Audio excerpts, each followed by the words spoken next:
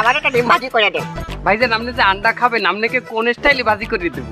আপনাদের জায়গায় কোন কোন স্টাইলে ডিম ভাজি হয়? Under omelette, under omelette, under cutlet, under sublet, under toilet. ডিম টয়লেট? কি আন্ডার টয়লেট বলছো? পানি মারতো মাউয়ার। ভাইজান এটা নতুন স্টাইলে আসছে, আন্ডার টয়লেট। বেশি করে মশলা দিলে কোনো ঘেরান আসে না আন্ডা দিয়ে। কি বলছেন তাই আমার একটা ডিম টয়লেট দেন, প্রথম খাবো। উনি টয়লেট খাইবে। এটা দেন। তাকে আন্ডা বানানোর স্টাইল দেখে আমি মুগ্ধ। অনেক ঘিরান আন্ডার টয়লেট। চামচ দিয়ে আমি খাবো না, আন্টি খাবো। Toilet toilet. এক মুরার আন্ডা খায় রাজা আসেন না। অনেক সুন্দর হয়েছে। আচ্ছা হন, তুই তো একটা হাসির গল্প কলি, এবার আমি একটা হাসির গল্প কই। আমার ছোটবেলা একটা বন্ধু আছিল, ওই এমন শয়তানেরই শয়তান, ওই ছোটবেলাতে শয়তানের পাছায় ফু দিয়ে আগুন ধরাইতো।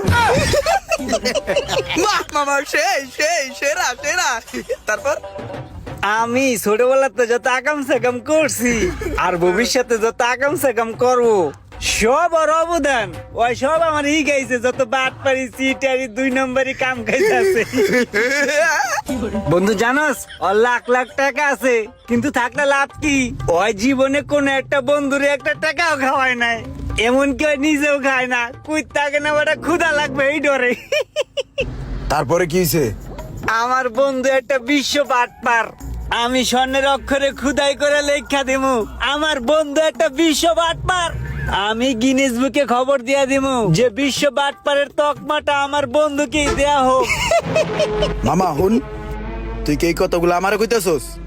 আরে না, তুই তো একটা ভালো মানুষ, তোরে আমি এগুলা কমু কে?